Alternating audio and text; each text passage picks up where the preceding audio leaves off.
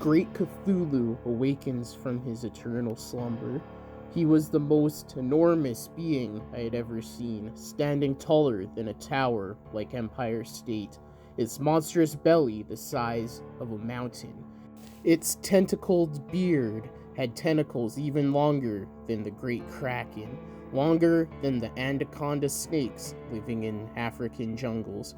It was clear to me as soon as this being woke his sleeping brothers, they would lay waste to humanity in no time. Cthulhu grabbed the great blue whale Moby in its right hand and formed a fist, smashing the great whale to pieces. Another terror from the deep rose. Kaiju, the great lizard monster. This monster was the reptilian backup plan. They thought this Godzilla-like being could stand a chance against the great Cthulhu. It was a head shorter than the squid-bearded monster, and it bit Cthulhu straight in its neck.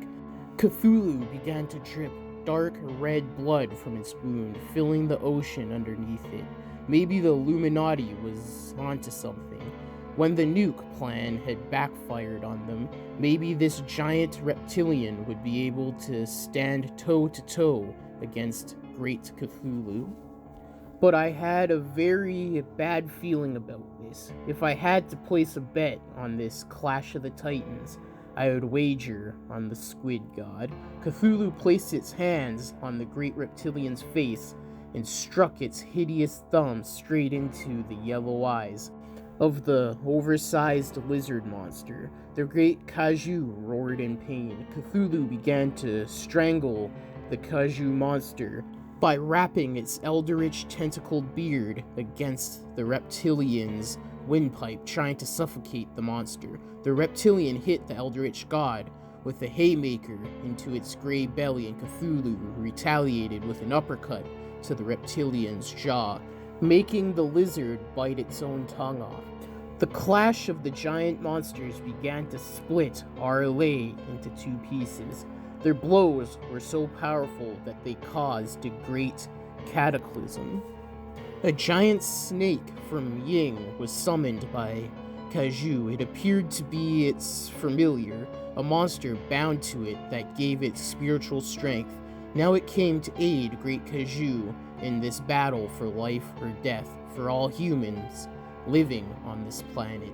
The snake wrapped itself around Cthulhu's throat and began to suffocate the monster like a boa constrictor. Maybe we could win this after all. Out from the dead carcass of the cave monster, a hideous cocoon was birthed, and out of that cocoon, an even more hideous sight was spawned.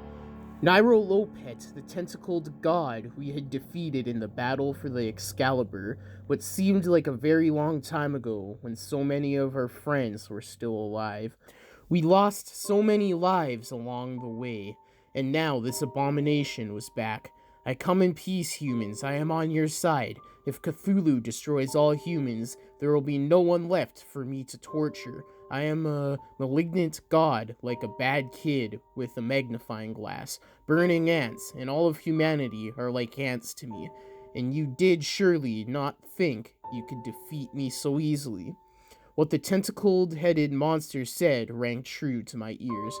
He was on our side after all, and yes, defeating him had seemed too easy. Cthulhu grabbed the Snake of Ying and ripped it into two halves. It died in an instant, and then he grabbed the bottom and top jaw of the reptilian's face and began to rip it apart. After some struggling, he was victorious. The great Kaiju died a most painful death. Human, grab the Book of the Dead. You know what you must do if I am not successful in calming Great Cthulhu. The eldritch abomination Nyarlathotep spoke before trying to communicate with the world-ending squid god. I grabbed the book from the flames. I could only pray Nyarlathotep to be successful, or I would have to pay the ultimate price. Great Cthulhu swatted Nyarlathotep like a fly. Do it, no mother should live longer than their child anyway, Luban commanded me. It was the hardest thing I had ever done, but still, I had to do it, and quickly, without much hesitation, sacrificing the love of my life. There simply was no other option. But how could I do this? Well, if I did not do it, her and me would both be dead anyway, and so would everyone else on Earth. And she was willing, perhaps in death, she would be reunited with her only child. With tears running down my cheeks, I grabbed the Necronomicon and a dagger and stabbed my beloved straight in her heart. Blood magic, I had to pay in blood to the demon to grant my wish. The goat-headed demon, Baphomet, appeared in front of me. Your wish will be granted, human, for the cost of her soul, and yours both. Two lovers burning in hell, eternally tormented together. At least we will be together, I spoke. As you wish. The demon grabbed Luban's dead body and ripped it apart, blood spraying everywhere, and he sucked the soul out of her. Then he began binding Cthulhu to his will.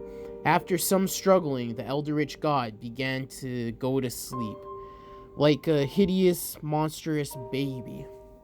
Me, Santa, the angel, and Chewie, the Bigfoot, all went to the submarine Nautilus and went back to the sunken city of Atlantis.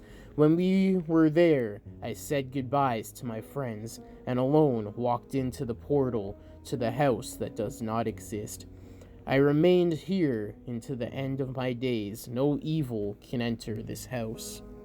I am the keeper of the Necronomicon, and I will keep the Book of the Dead out of the hands of evil forever. Hey guys, thank you for listening to today's Creepypasta, and I hope you enjoyed. I do have a podcast called The Murder House Radio Show. Check it out. The link will be in the description below. It is a true crime podcast. But if you did like, comment, subscribe, and share for more. Hit the bell notification when you subscribe and select all to get all notifications whenever I upload. I upload 6 days a week, Monday to Saturday, at least one video a day. Now all the long episodes and full series of creepypastas are on all major podcasting platforms under the name Deadly_Zone_Narrations. There will also be a link for it in the description. Also, go follow all the social media accounts that are in the description below. I do have a subreddit called Deadly Narrations. The link will be in the description. Also, in the description below are the sources to the creepypasta and the music used, so go check those out.